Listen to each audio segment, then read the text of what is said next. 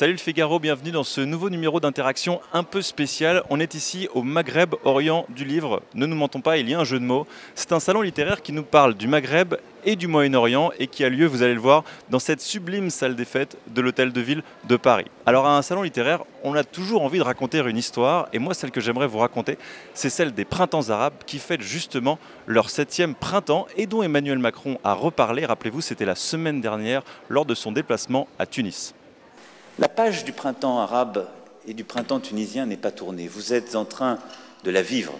Des printemps arabes qui font encore débat aujourd'hui et ici où se croisent des écrivains, des auteurs, des essayistes, des dessinateurs de BD et même des poètes. On va tout simplement tendre notre micro à droite et à gauche pour essayer de répondre ensemble à une question. Que reste-t-il aujourd'hui de ces printemps arabes? Avec un focus particulier sur 3 pays qui ont connu des soulèvements aux destinées bien différentes, la Tunisie, l'Égypte et puis la Syrie. On commence tout de suite avec la Tunisie, considérée par beaucoup comme le seul pays arabe à avoir réussi sa révolution. On va essayer d'en savoir un petit peu plus avec une élue tunisienne, Nadia Chaban. Et nous sommes donc avec Nadia Chaban, bonjour. Bonjour. Vous avez été élue en 2011 à l'Assemblée constituante, donc vous êtes encore une constituante, vous avez participé à la rédaction de la constitution tunisienne qui a été ensuite votée en 2014. Oui. Vous avez donc un œil attentif sur ce qui se passe en Tunisie depuis 7 ans. On considère que la Tunisie est le seul pays arabe à avoir réussi sa révolution. Est-ce que vous êtes d'accord avec ça? On est encore dans le processus révolutionnaire. Je pense qu'on ne peut pas parler du poste encore. Effectivement, on est en train d'avancer peut-être lentement sur certains aspects, mais sûrement. Il y a des nouvelles pratiques à l'œuvre, il y a des choses qui sont en train de bouger. Il y a une résistance au changement importante, oui. Mais il y a aussi de la résistance qui veut du changement. Et donc on est un peu sur ce bras de fer, un peu, mais moins violent que ce qu'on a vécu pendant la Constitution. Mais parce que les débuts n'ont pas été simples. Il y a eu d'abord Enarda qui a remporté les élections. À quoi, avec le recul, comment vous expliquez justement cette victoire d'Enarda et ce retour, on va dire, à l'islamisme en Tunisie? Elle faisait partie de l'opposition tunisienne. Il y avait plusieurs oppositions et une de celles qui était organisée en 2011 et qui était prête et qui attendait pour la prise de pouvoir, c'était les islamistes. Et comme les islamistes en Égypte, comme les islamistes ailleurs, c'était les seuls prêts d'ailleurs à la prise de pouvoir. Donc c'était une question d'organisation à la base? C'est une question... L'opposition tunisienne était sur les luttes auprès des Tunisiens dans un certain nombre de revendications. Par exemple, le bassin minier, Nahda était absente. Par contre, la gauche tunisienne était présente sur le terrain à soutenir les ouvriers et autres. Nahda n'a jamais soutenu aucun mouvement social en Tunisie. Elle était trapie à attendre le pouvoir, tout simplement. Donc elle était préparée pour prendre le pouvoir. Vous dites que la révolution est encore en cours en Tunisie. Qu'est-ce qu'il reste à faire? Il reste aujourd'hui à réaliser la deuxième moitié. C'est-à-dire, on a mis en place des institutions et on est en train de mettre en place des institutions. On a voté la Constitution. Maintenant, il va falloir passer au volet justice sociale. Et là, ce n'est pas encore gagné. Nous avons encore 2 projets qui s'opposent. Des gens qui souhaitent une reconduction du modèle ancien, ultralibéraux, qui ne remettent pas en cause les inégalités sur le fond, mais qui proposent un peu d'assistanat pour apaiser, mais qui ne sont pas du tout sur une répartition égalitaire des richesses, sur une meilleure en tout cas, et sur une contribution fiscale de tous pour l'édification du pays et autres. Et là, on a 2 projets qui s'opposent également. Donc les 2 projets... c'est ce débat-là qui n'a pas encore eu lieu, le débat sur le choix économique du pays. Et justement, c'est ma question, il y a 2 projets politiques qui s'opposent. Est-ce que dans la société, il y a aussi une polarisation de plus importante ou au contraire une réconciliation qui se fait au fil des années? Non, il n'y a pas vraiment de... Aujourd'hui, il y a une rupture entre la classe politique et une grande partie de la Tunisie. Une grande partie de la Tunisie attend des mesures concrètes et ne voit pas arriver les choses assez vite. Et il y a une espèce de désamour et d'un manque de confiance. Comme on peut voir un petit peu en Europe aussi. Voilà, et on croit de moins en moins au parti, donc ça devient plus compliqué aussi. Mais il y a en même temps les élections municipales qui sont prévues pour le mois de mai, une mobilisation de la société civile, beaucoup de jeunes et de femmes qui sont en train de s'engager dans ce processus. Donc ça bouge de toutes les manières, ça va prendre un peu de temps. Et je reste optimiste sur le fond par rapport à ce qui va se faire. Pouvez-vous me donner quelques exemples concrets pour la société tunisienne de choses qui ont changé depuis 2010? Au niveau des libertés, c'est incomparable. Par exemple, voilà. La liberté d'expression, comprendre et l'exercice de cette liberté. C'est-à-dire que tout le monde parle. Il y a même au niveau de l'édition et des publications aujourd'hui, il y a énormément de choses. Sur le plan de la scène culturelle et artistique, il y a une explosion de la créativité et de la création. Au contraire, et tous ces acquis-là tournent autour des libertés finalement, sont là, réellement là. Aujourd'hui, on y a gagné également au niveau d'un certain nombre d'institutions et d'instances indépendantes qui sont en train de se mettre en place. Et ce sont des contre-pouvoirs dans une démocratie. On y a gagné aussi des lois votées qui sont en conformité à la Constitution, égalitaire, celle des luttes contre les violences faites aux femmes par exemple, de la protection des femmes victimes de violences, qui est aussi avant-gardiste et qui porte aussi bien sur la prévention que sur la protection, mais également la sanction. On est sur un débat sociétal sur les problématiques qui tournent autour de la sexualité qu'on n'aurait même pas imaginé il y a 5 ans, 6 ans. Aujourd'hui, il y a eu il y a 15 jours un grand festival LGBT à Tunis qui a fait salle comble pendant toute la durée du festival. Ça, c'est des choses qui sont l'exemple même de cette évolution dans la société et de ce qui s'y fait. C'est un vrai laboratoire aujourd'hui, la Tunisie, et il y a une vraie émulation, il y a de la résistance au changement. On ne peut pas nier les difficultés et les crises, mais il y a aussi de la dynamique à l'œuvre et c'est extrêmement important. Voilà pour la Tunisie. On va maintenant s'intéresser à un autre pays, l'Égypte. Vous vous souvenez forcément de ces manifestations Place Tahrir. Eh bien, beaucoup considèrent, 7 ans après, que l'Égypte est revenue à la case départ avec le maréchal Al-Sisi. On va tenter d'en savoir plus avec l'écrivain Robert Solé. Emmanuel Macron était à Tunis cette semaine et il a affirmé que les printemps arabes n'étaient pas terminés. Je voulais d'abord vous poser la question, est-ce que pour vous ils sont terminés ces printemps arabes?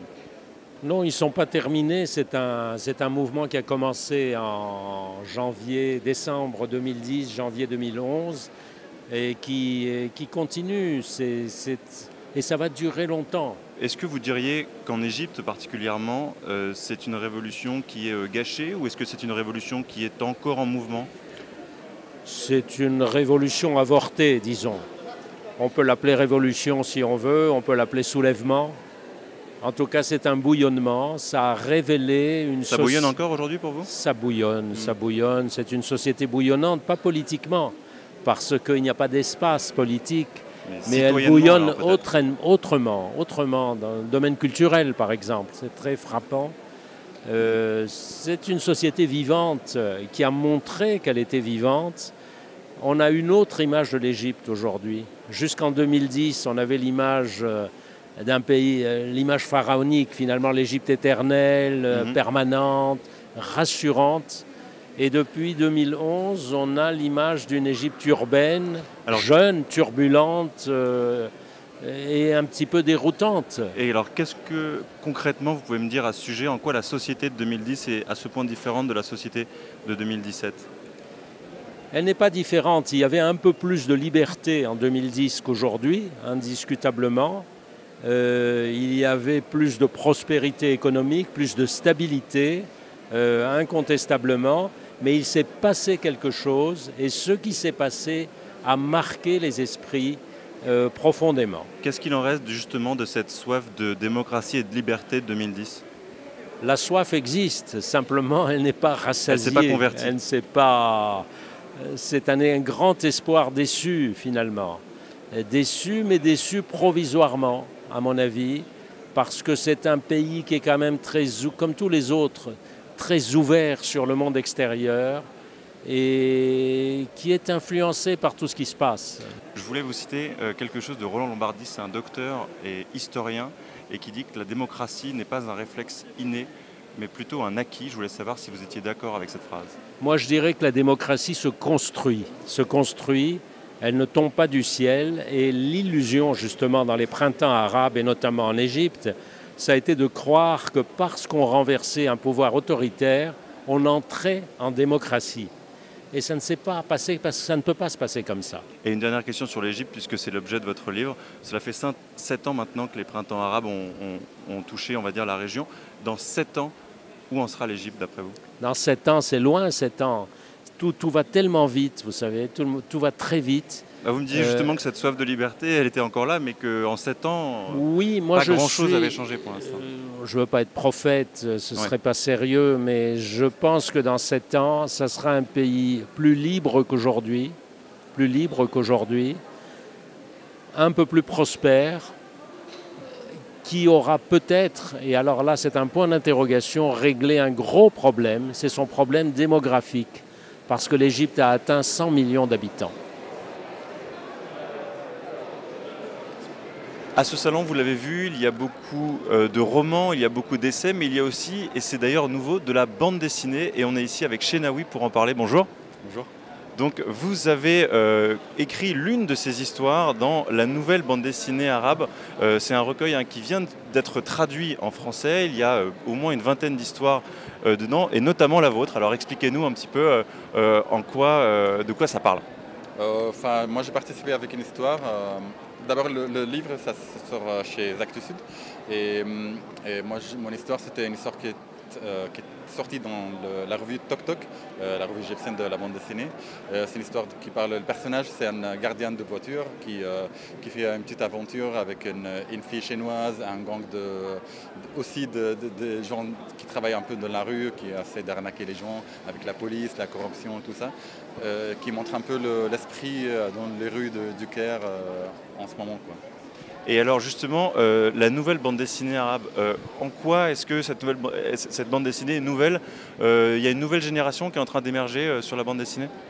Moi, je pourrais dire que oui. Je pense qu'il y a, depuis 10 ans, presque, il y avait une nouvelle vague des dessinateurs et des écrivains qui appris déjà à faire la bande dessinée par d'autres générations qui étaient avant, les années 60-70, en Égypte ou dans le monde arabe. Et là, il y a une nouvelle vague qui ont plus moyens aussi, parce qu'il y a l'Internet, les styles sont différents, même les histoires et tout. Et puis il y a probablement des thèmes aussi qui sont liés à l'actualité. Ça fait 7 ans que les printemps arabes sont survenus en Tunisie, en Égypte et ailleurs. Ça, j'imagine que ça se retrouve aussi dans les textes et dans les histoires de bande dessinée. Oui, sûrement, bien sûr. Déjà, je vais parler de Toc Toc, notre revue. Elle est sortie juste avant la révolution en Égypte, au Caire. Mais c'était déjà le mouvement, vous voyez, les jeunes, tout ce qui est underground et tout ça. Et du coup, oui, sûrement il y a des histoires qui parlent de ça. Si ce n'est pas direct, il y a toujours l'esprit de la révolution, le changement dans la société. Et c'est vrai que la bande dessinée, encore en France peut-être il y a 10-15 ans, était considérée comme à destination des enfants. Et puis petit à petit, vis-à-vis des adultes aussi, on a trouvé des thèmes qui pouvaient leur parler. J'imagine que c'est le cas aussi dans cette nouvelle bande dessinée arabe. Oui, la plupart, ou presque dans ce recueil, oui, c'est le cas. Après aussi, je pense que la plupart des revues qui sont sorties depuis 2011 sont plutôt pour les adultes. Enfin, adultes, ça veut dire pas les enfants, quoi, la jeunesse et les grands. Eh ben, merci beaucoup, Chenaoui, de nous avoir parlé de votre bande dessinée voilà, que l'on peut découvrir à Actes Sud. Voilà pour Chenaoui qui a choisi les bulles pour parler de ce qu'il voulait témoigner sur les printemps arabes et sur d'autres histoires. Mais concernant maintenant la littérature maghrébine et moyen-orientale, on va en parler avec notre spécialiste de la littérature, Mohamed Aïssaoui, au Figaro. Alors, au sein de la littérature arabophone, il y a un phénomène qui commence à percer depuis quelques années. Ce sont des femmes qui écrivent, alors malheureusement le plus souvent sous pseudo, parce que soit elles écrivent des textes érotiques, soit ce sont des textes très revendicatifs. Et ça, c'est très intéressant parce que c'est en train d'émerger au point où les traductions se développent un peu partout et pas simplement en France, mais dans le monde anglo-saxon. Et on voit, c'est une littérature qui est assez extraordinaire parce qu'elle a aussi du succès au sein même des pays moyen-orientaux, notamment par exemple dans un pays comme l'Arabie Saoudite où des romances érotiques sous le manteau cartonnent. On assiste à un paradoxe concernant la littérature arabe et de voir si les auteurs arabophones se sont emparés des printemps arabes. En fait, le phénomène des printemps arabes a été le terreau de romans à l'étranger, en France, dans les pays anglo-saxons, etc. Mais dans les pays arabes, on s'est moins emparé de ces phénomènes. Alors on comprend la difficulté à s'exprimer dans des pays où, où la liberté d'expression n'est pas très simple. Et donc, pour détourner ce problème, pour essayer de parler quand même de la société, les auteurs arabes et moyen-orientaux s'emparent d'un pan de la société, c'est-à-dire la difficulté de divorcer, le problème des femmes dans un bus, et de décrire cette impossibilité de vivre au quotidien. Et c'est pour eux le meilleur moyen d'en dire plus.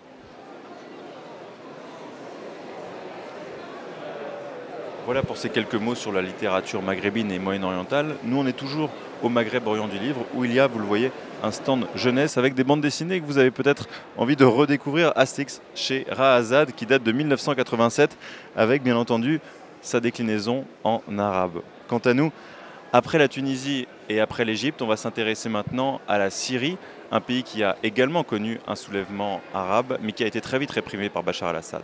Et on est maintenant avec Ziad Majed. Bonjour. Bonjour. Vous êtes politologue, professeur à l'Université américaine de Paris. On va parler avec vous du troisième pays qui nous intéresse après la Tunisie et après l'Égypte, c'est la Syrie. Le printemps arabe qui a connu le destin le plus tragique finalement.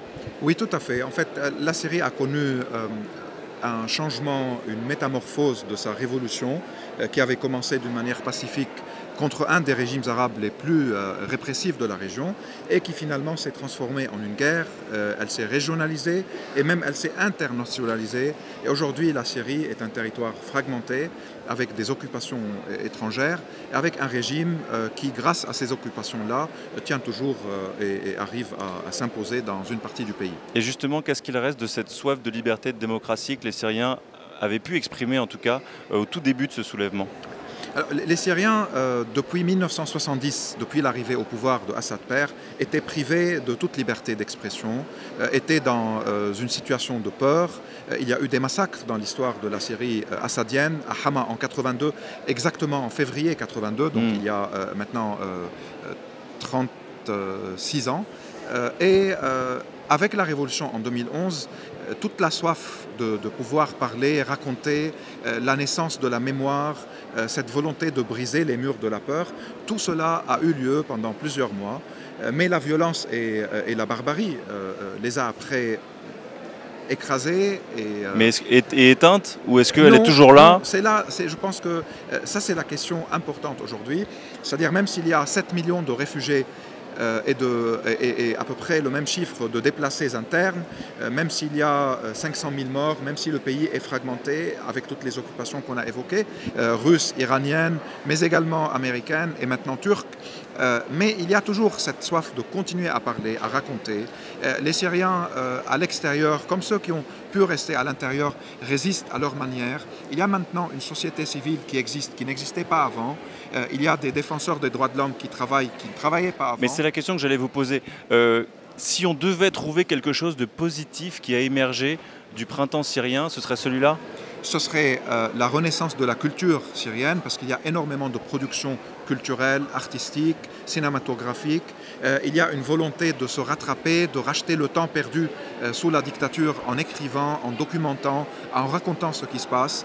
Il y a pour la première fois des réseaux de solidarité qui travaillent, que ce soit au niveau des dispensaires et des hôpitaux ou de la défense civile, que ce soit au niveau des associations de femmes qui défendent un féminisme syrien, qui essayent de faire face à la fois à la barbarie du régime Assad, mais aussi à la montée de mouvements djihadistes et obscurantistes dans certaines parties du pays.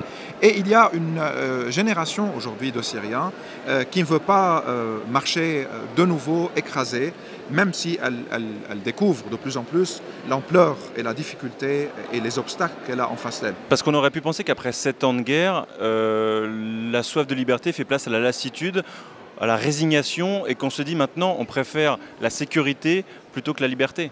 Non, on ne peut pas nier qu'il y a une lassitude et une fatigue, et dans toutes les guerres qui durent avec un sentiment que l'espoir s'évapore de plus en plus, il y a des gens qui préfèrent dire qu'on a essayé et ça n'a pas marché. Mais il y a en même temps, aujourd'hui, des gens qui disent qu'il faut continuer. Cette renaissance du peuple syrien ne doit pas s'éteindre, que la volonté de vouloir marcher la tête haute doit être défendue. étendue. Et donc on trouve à la fois une fatigue chez une partie des Syriens, mais chez d'autres, ils sont toujours acharnés même pour essayer de continuer le combat. Sauf que le monde n'a pas été à leur écoute, d'où l'idée que certains évoquent aujourd'hui. Que faire avec une Syrie fragmentée, avec des crimes contre l'humanité documentés? Est-ce que le monde doit accepter aussi que l'impunité règne en Syrie s'il y a une lassitude ou une fatigue chez les Syriens, mais également chez une partie des Syriens, je veux dire, et aussi chez des décideurs à l'extérieur? Est-ce que l'impunité est la solution par réalisme, ou bien il faut que ceux qui ont commis des crimes contre l'humanité et des crimes de guerre soient jugés pour qu'une nouvelle Syrie, un jour, pourrait émerger? Donc il y a aussi ce débat entre les Syriens par rapport aux crimes de guerre et crimes contre l'humanité. Et la Syrie décidera, d'après vous, elle-même de son destin? Non, je ne pense pas. Je pense que c'est les acteurs internationaux aujourd'hui et régionaux qui imposent leurs agendas. Les Russes mènent un processus politique après avoir sauvé le régime. Les Iraniens sont sur le terrain pour maintenir le régime en place. Les Turcs ont également leurs considérations géostratégiques. Les pays ou les monarchies du Golfe sont là. Les Américains sont à l'est du pays. Et la Syrie est fragmentée. Mais il y a toujours une partie des Syriens qui ne baisse pas les bras et qui essaie de poursuivre. Et moi, je pense juste à ce niveau-là que la question du droit international ne doit pas être occultée par rapport à la Syrie par réalisme ou par pragmatisme politique, parce que c'est exactement cela qui nourrit les frustrations, la haine, le nihilisme et donc des forces ou des formations djihadistes après. On sent un message direct à la politique, en tout cas d'Emmanuel Macron, en tout cas dite comme telle, par rapport au Moyen-Orient et surtout par rapport à la Syrie de Bachar el-Assad. Par rapport à toute l'idée de la normalisation avec un régime, le régime Assad. Ce que vous appelez le réalisme. Exactement, ce que certains appellent réalisme ou pragmatisme, c'est-à-dire qu'on accepte qu'un criminel reste au pouvoir parce que les rapports de force que les Russes ont imposés vont dans cette direction. Et donc on envoie un message aux Syriens qui sont exclus de la communauté internationale, du droit international, que des crimes contre l'humanité commis là-bas, 500 000 morts, 200 000 disparus, des milliers de femmes violées, tout cela peut être oublié et on recommence à zéro. C'est exactement ce qu'il ne faut pas faire en Syrie pour tourner la page de l'impunité et donc pour trouver des solutions politiques qui permettent une reconstruction de ce pays. Merci beaucoup Ziad Majed d'avoir répondu à nos questions. Merci à vous. Que reste-t-il des printemps arabes? C'est la question que l'on se pose et vous commencez peut-être à vous faire une opinion sur la Tunisie, sur l'Égypte et puis sur la Syrie. Mais je vous propose maintenant de replacer ces révolutions sur un temps plus long avec un historien, Amit Bozarslan. On va parler avec vous des printemps arabes et c'est intéressant parce que dans votre livre, vous les replacez dans un contexte plus historique, vous les comparez avec les révolutions américaines et françaises. Effectivement, je propose une lecture en termes de perspective historique. Et à vrai dire, la conclusion à laquelle je suis parvenu, c'est que la comparaison ferait sens plus avec la Révolution française, mais aussi la Révolution européenne de 1848. La Révolution de 1848, mais aussi la sortie de l'Amérique latine ou de la Grèce, du Portugal et de l'Espagne des régimes autoritaires, étaient d'une nature démocratique. Et en 2011, il y avait une très forte demande démocratique. Les révolutions de 2011 portaient sur la volonté d'intégrer finalement la société démocratique, la cité démocratique telle qu'on connaît en Europe et ailleurs. Elle ne visait absolument pas à refonder l'humanité sur une base ontologiquement différente. De ce point de vue-là, il y avait une distinction très nette avec le 1789 entre sa deuxième phase. Mais quand on regarde les révolutions démocratiques, notamment de 1848, on observe aussi un fait. Les révolutions démocratiques ne sont pas toujours des révolutions heureuses. Et à la fois Tocqueville, qui n'était pas de gauche, et Marx, qui était de gauche, en 1848, ou entre 1848 et 1852, font la même remarque. Les révolutions démocratiques peuvent déclencher des dynamiques absolument inédites, mais déboucher aussi sur des résultats ou des scénarios tout à fait contraires. Et on l'a vu d'ailleurs avec les printemps arabes en 2011, il y a des résultats très différents, par exemple entre la Tunisie, l'Égypte et la Syrie, ce sont les trois pays qui nous intéressent aujourd'hui. Voilà, des destinées complètement différentes. Oui, des destinées complètement différentes. Cela signifie qu'en 2011, le monde arabe s'estimait suffisamment intégré pour répondre à un appel révolutionnaire venant de Tunisie, mais en même temps, les réalités de ces pays-là étaient extrêmement différentes. La question confessionnelle, sunnite alawite par exemple, qui est surdéterminant en Syrie, est totalement absent en Tunisie. La question tribale, qui est si importante dans un pays comme la Libye ou le Yémen, est totalement absente ou très marginale dans un pays comme la Tunisie ou l'Égypte. Donc face à un discours qu'on entend de plus en plus, un discours de scepticisme vis-à-vis de ces printemps arabes, que faut-il répondre pour vous qui avez fait ce travail d'historien ? Disons que les dynamiques pré-révolutionnaires l'ont emporté de très loin et se sont radicalisées. En tout cas, cela est le cas en Syrie, au Yémen ou en Libye. En Égypte, malheureusement, on a un régime autoritaire extrêmement répressif. Cela étant dit, pour la Tunisie, je souhaite garder un certain optimisme. La société tunisienne s'est mise d'accord sur 2 points. L'exclusion de toute construction de blocs hégémoniques au sein du pouvoir et l'exclusion de la violence au sein de la classe politique. Vous considérez la Tunisie comme un modèle aujourd'hui ? Ça sera très imprudent parce qu'on ne sait pas du tout ce qui va se passer demain. Et les hommes de l'ancien régime sont en partie de retour. La société est extrêmement fragilisée. Mais disons que si on se place dans une perspective désormais pratiquement d'une décennie, oui, on peut dire que la Tunisie peut encore achever pas mal de choses. Et un dernier mot, puisque c'est l'objet de votre livre, la comparaison par exemple avec la France. C'est vrai que 10 ans après 1789, la France n'était pas une démocratie apaisée. Absolument non, mais une fois de plus, je pense que le contexte était très différent. Les dynamiques de la radicalisation de la révolution de 1789 ont été très différentes. Alors que là, on est en face non seulement de l'effondrement de l'État dans un pays comme la Syrie, mais aussi de la société. Merci beaucoup.